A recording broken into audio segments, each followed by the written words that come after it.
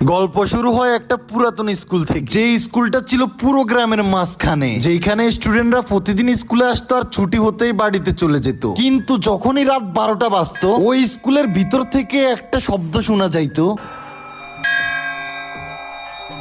না কোনো দারোয়ান ছিল, না কোনো স্টুডেন্ট, না কোনো টিচার। তারপরে ওই ঘন্টা প্রতিদিন রাত ঠিক 12টার সময় বেজে উঠতো। ওই স্কুলে একটা পুরাতন লাইব্রেরি ছিল, যেটা অনেক বছর ধরে বন্ধ ছিল। মানুষ বলতো ওইখানে কিছু না কিছু আছে। ওই গ্রামে একটা ছেলে ছিল যার নাম ছিল আশিক, যার ছোটবেলা থেকে স্বপ্ন ছিল পুলিশ অফিসার হওয়ার, আর সেও ওই স্কুলে পড়ালেখা করতো। একদিন ক্লাস টিচার ক্লাসে হাজিরা ডাকতেছিল। সবারই হাজিরা ডাকা হলো, শুধু একজনের নাম নেওয়া হয়নি, যার রোল নাম্বার ছিল 39। আশিক তাড়াতাড়ি করে উঠে দাঁড়ায় এবং টিচারকে জিজ্ঞেস করে, আপনি সবাই রোল নাম্বার বললেন, কিন্তু রোল নাম্বার 39 কেন বললেন না? এই কথা শুনে টিচার মাথা গরম করে বলে, পড়াশোনা করতে আসো নাকি ফাইজলামি করতে আসো? আশিক চুপ হয়ে যায় আর সে তার জায়গায় বসে যায়। কিছু সময় পর স্কুল ছুটি হয়ে যায়, সবাই সবার বাড়িতে চলে যায়, কিন্তু আশিকের মাথায় এখনো ওই কথাই ঘুরতেছে, রোল নাম্বার 39। টিচারকে রোল নাম্বার 39 বলাতে সে